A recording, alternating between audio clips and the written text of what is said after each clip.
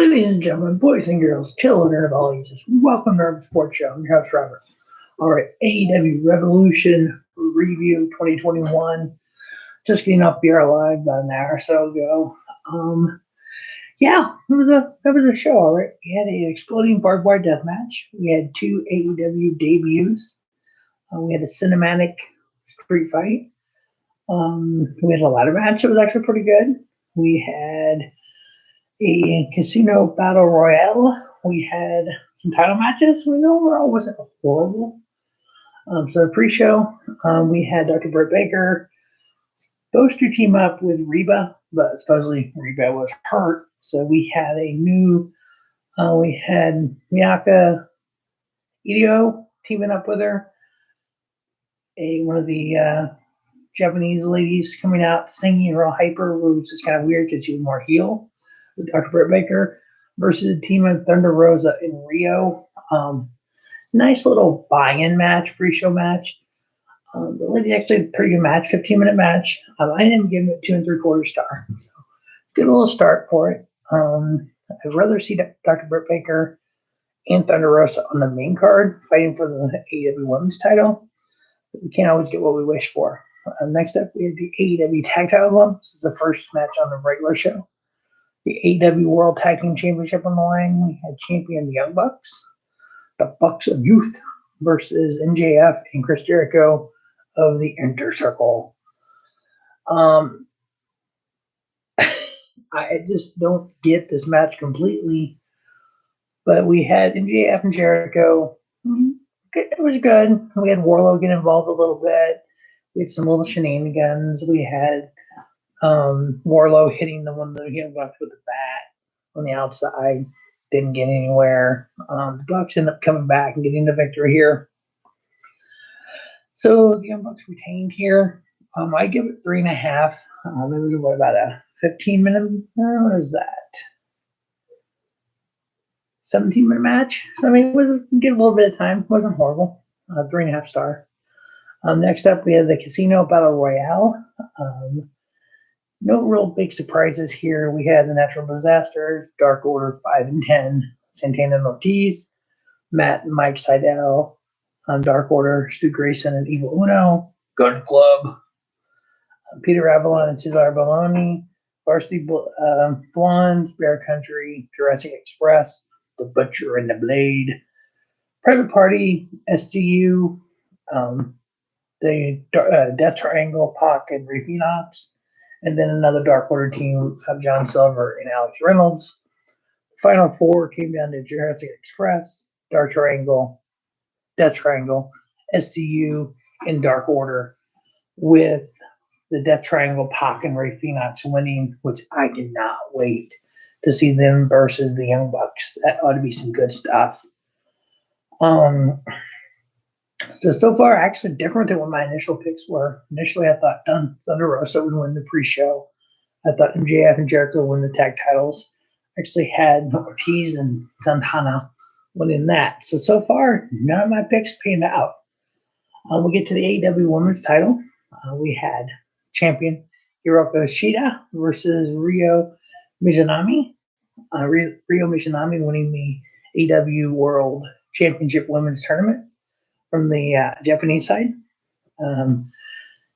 It started off really slow, really laggy, but it actually, the end of it was kind of good. It had too many false finishes. What the hell just happened?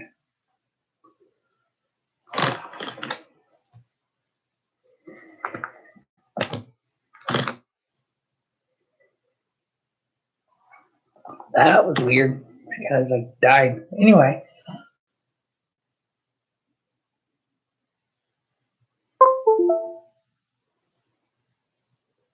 Okay, 2 little weird blurps there in the signal. Kind of weird. But so the AEW Women's title there had a couple little blurps in it where just like that kind of died a little bit, and then it picked up a little bit, and then too many false finishes, really. Hiroki Shida getting the victory, retaining the title there, 3-star match. We had Nyla Rose and Vicky Guerrero come out. We had Thunder Rosa come out. We had Dr. Britt Baker come out. just a little cluster mess going at the end there after the match was over. Then we had found out later there's a 6-woman tag match for Dynamite. We had Dr. Britt Baker, Maki Itoh, and Riho Mizunami versus Thunder Rosa, Riho, and Hiroki Shida. So Kenny Omega needs to stop bucking all these Japanese. Just there's too much. Give Britt Baker a chance. Go out and get Jordan Grace or Tessa Blanchard. Let's build up the women's division. Next up, we had the tag match. We had Miro, Best Man Miro, and Kip Sabian versus Orange Cassidy and Chuck Taylor. Yeah, this match was crap. It was 8 minutes long. I gave it 2-star. Miro and Kip Sabian win. I'm at the point Miro can go away. I'm just done with him. Kip Sabian's talented. Him with Penelope Ford. But whatever. They got the victory there. 8-minute match. 2-star match. We move on. We had the big money match. We had Adam Hangman Page versus Matt Hardy. Yeah, Hangman. He needs to be in the main event. But, Matt Hardy had Private Party come out and try to help him. Didn't help. We had Page get the victory. Wasn't that long. I ended up giving it 2 3/4 star. Dark Order came out at the end and tried to help Page. Page ended up getting the victory there. So he gets all of Matt Hardy's first quarter earnings. Whatever. Then we had the Face of the Revolution ladder match for #1 contender for the TNT Championship. We had Max Caster versus Lance Archer versus Scorpio Sky versus Penta El Zero Miro versus Cody Rhodes versus the surprise ended up being All Ego Ethan Page. Great to see him at AEW, which is ironic because he was with Impact. Impact and AEW are together. But yeah, hoping he would win. But great match. Ended up giving it 3.5, about 24 minutes long. We had a freaking Canadian Destroyer, Penta El Zero Miata, Canadian Destroyer on Cody Rhodes, threw it on a ladder, not through the ladder. Yeah, that ladder did break. You could tell Cody was hurt, and he goes up to the entrance, to 2 tunnels that come out. He was standing there with Arn. You knew he was coming back in the match. He ended up coming back in the match. Thankfully, he didn't win it. But like I said in the pre-show, either Scorpio Sky or the mystery guy. Really root for Ethan Page. But Scorpio Sky ended up getting the victory in that. So I was happy to see that. So on Dynamite, we get Scorpio Sky versus Darby Allin. If Darby Allin is still alive. Next up, we had the reveal of who the big surprise is.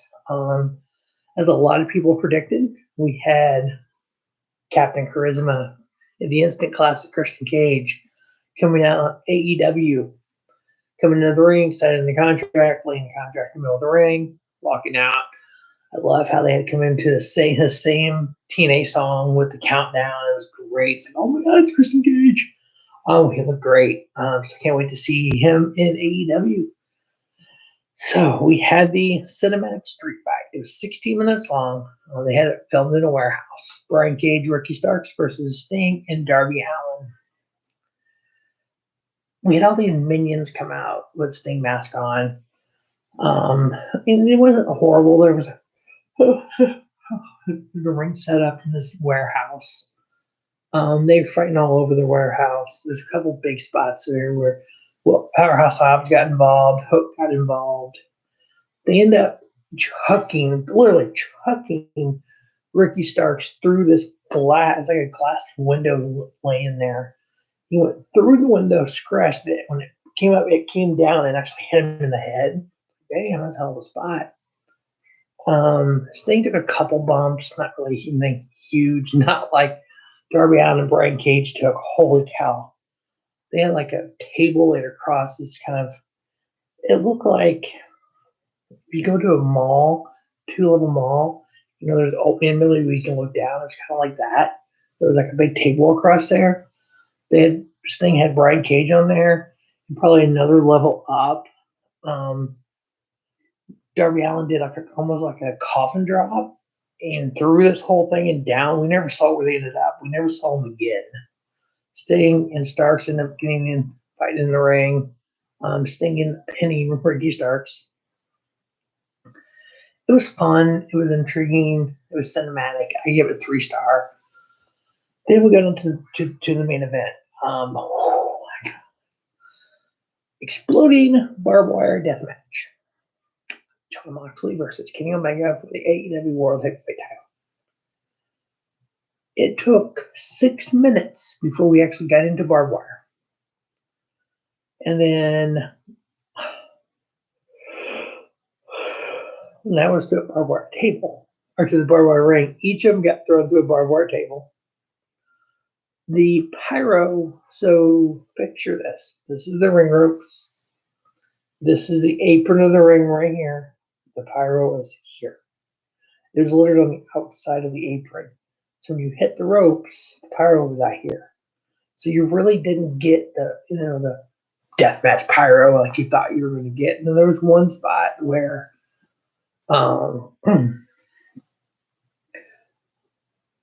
Omega, almost like a spear it looked like, or some sort, and he hits Moxley into the ropes.